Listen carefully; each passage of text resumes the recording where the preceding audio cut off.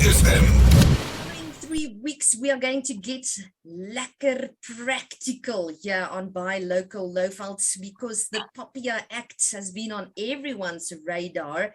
We've got Alison Blair with us this morning. She's a marketing coach. I'm so excited to finally understand what all of this is about.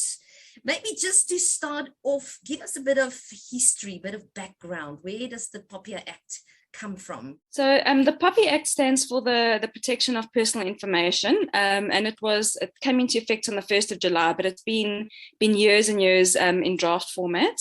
Previously, about 10 years ago, the Consumer Protection Act came into effect, and that also had an impact on businesses and how they marketed and how they communicated with their customers. And the Popia Act has now just taken it up another level, and there's a few new things you have to implement in your communication to make sure that you are compliant, because there are consequences if you're found to be non-compliant. With the CPA, you had to give your customers an opportunity to opt out of receiving marketing from you, marketing communication. And with Popia, you now have to actually give them an opportunity to opt in. So previously, you could have what we called implied consent. So if somebody signed up for a newsletter on your website, you could just have a disclaimer on the website saying, by signing up, I have read and agreed to the terms and conditions, and I consent to receiving marketing communication.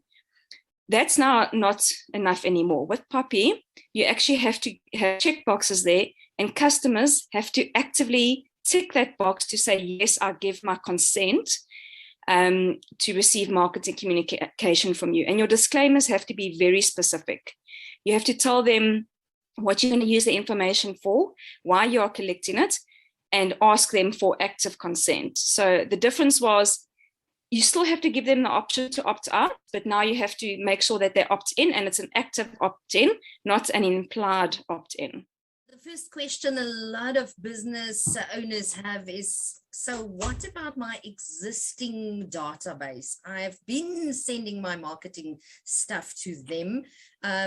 What's the difference between my existing database and the new one that I want to build? So any customer database that you had collected prior to the 1st of July, you are still able to communicate with them.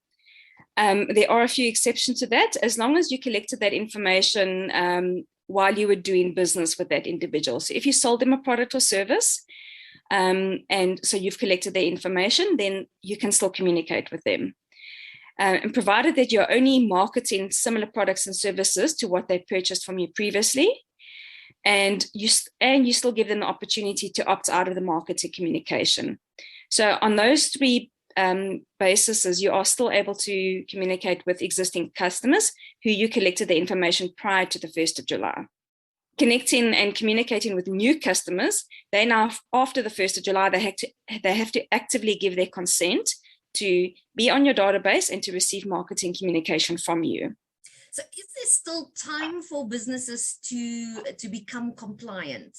Absolutely. It's better late than never, and if you can follow just a few simple steps, you can become compliant. It's not so overwhelming, it's not so difficult, but there are just a few things that you need to adjust and tweak in your communication.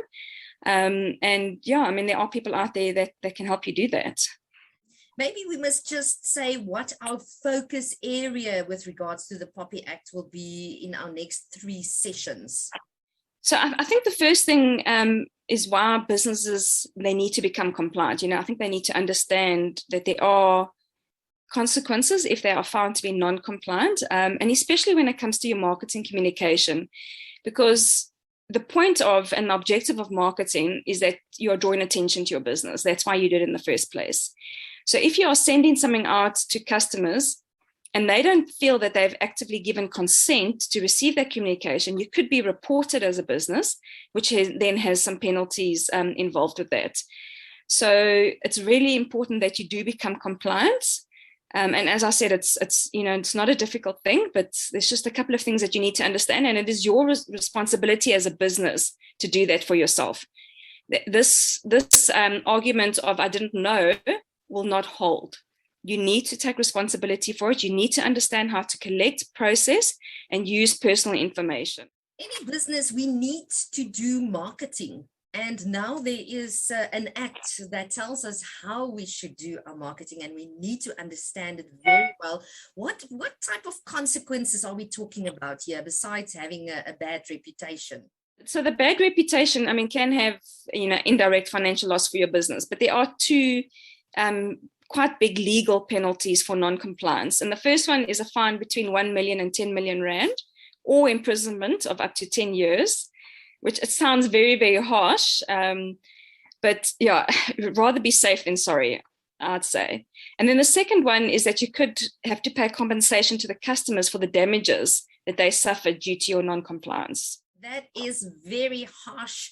So keep listening to Buy Local Lowveld. Next week, we're going to get very practical and tell you about the steps that you need to follow to become Popia compliant, specifically in terms of your marketing. Marketing coach Alison Blair with us this morning. Thank you for your time, Alison. 100.5 FM.